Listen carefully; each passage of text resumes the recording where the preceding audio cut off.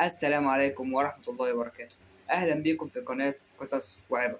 هنا مش بنتكلم ونقول روايات وقصص وخلاص، لكن إحنا هنا بنتعلم منها. طبعا النهاردة هيكون آخر جزء في قصة يوسف عليه السلام.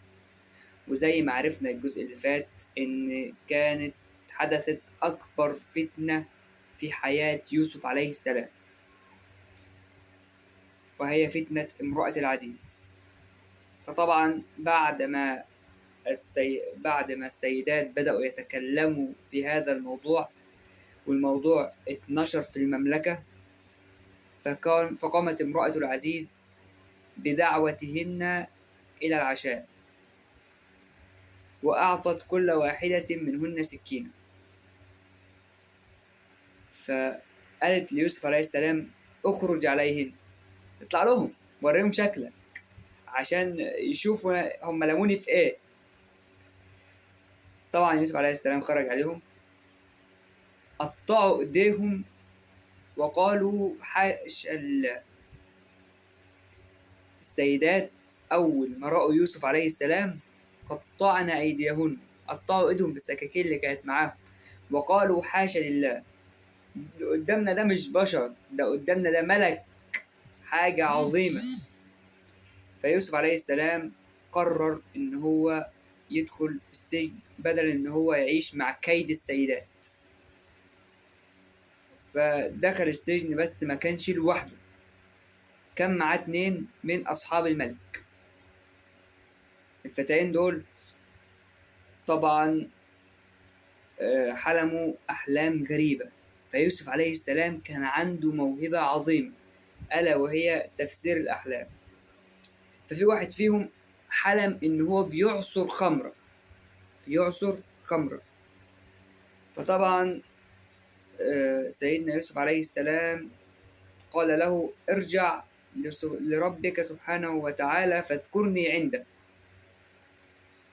ولكن الراجل نسى يوسف، وفسر حلم الراجل التاني بتاع الخبز اللي رأى الطير تأكل من رأسه، وقال: سيصلب ويعلق هذا الرجل. فمرت السنين وخرج الفتيان اللي كانوا مع يوسف عليه السلام في السجن، وحلم ملك المملكة حلم غريب ومحير جدا.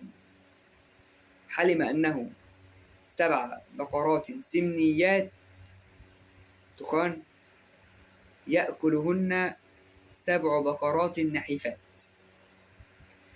و7 سنابل خضر وأخرى يابسات. فطبعا قال للناس: أفتوني في رؤيتي. فالناس طبعا ما كانوش عارفين تفسير الحلم، فقالوا له: أضغاث أحلام، يعني حلم ملوش لازمة كده جالك مرة واحدة وخلاص. فالفتيان دول راحوا للملك وقالوا له إن إحنا كان معانا واحد في السجن بيعرف يفسر الأحلام.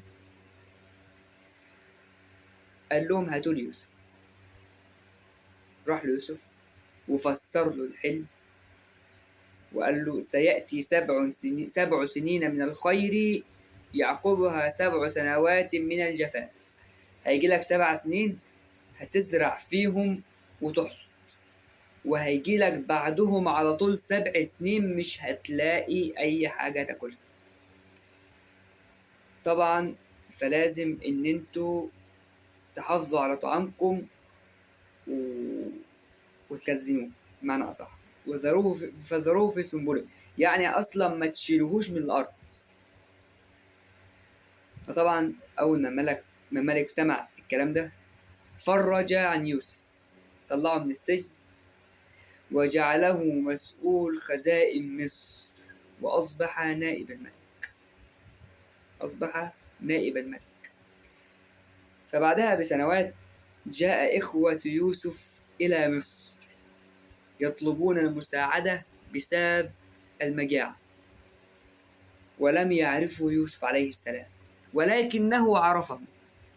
فقال لهم بمعنى العامي: في أخ ليكو تالت، في أخ ليكو معاكو، اللي هو في الجزء الأول اللي قالوا ليوسف وأخوه أحب إلى أبينا منا.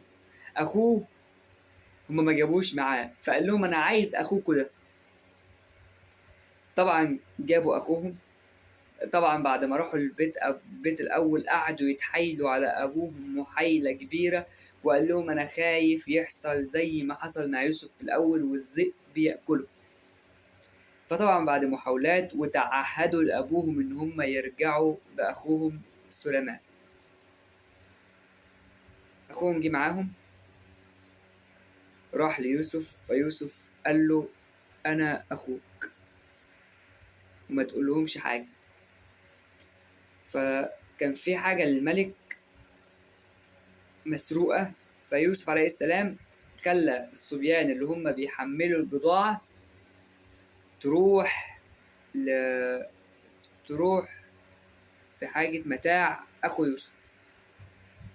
فطبعا الناس قالت، الحراس بتوع المكان قالوا إن في حاجة بتاعت الملك مسروقة. فتشوا بضاعة إخوة يوسف فلقوها عند أخو يوسف في متاع أخو يوسف، فأخذوا أخو يوسف وحبسوه. طبعا إخوة يوسف التانيين قعدوا يتحايلوا على يوسف عليه السلام عشان ياخدوا أخوه ومش عارفين. هما طبعا مش عارفين إن يوسف عليه السلام أخوهم لسه. فأول ما راحوا لأبوهم وقالوا له ابنك سرق، فابيضت عينا أبا يوسف. سيدنا يعقوب عليه السلام عينه ابيضت من الحزن، اتعمى. ورجعوا تاني ليوسف عليه السلام، ويوسف قال لهم أنا أخوكم. فطبعا هما ما كانوش مصدقين نفسهم، كانوا مفكرين يوسف عليه السلام مات. قال أنا يوسف وهذا أخي. فقالوا له إن أبوهم متعمى. راح مديهم التيشيرت قميص وقال لهم ألقوه على وجه أبي. أبوه ارتد بصره في ثانية. فطبعا بدأت سلسلة من المواقف العاطفية والاختيارات حتى كشف لهم عن نفسه واعتذر له. وفي النهاية اجتمع يوسف بأبيه يعقوب عليه السلام وتم اللقاء الكبير. فالعبرة من قصة يوسف عليه السلام الصبر على الابتلاء مفتاح الفرج، والإيمان بالله يفتح أبواب الرزق، والعفو والرحمة هي رفعة النفس. والسلام عليكم ورحمة الله وبركاته.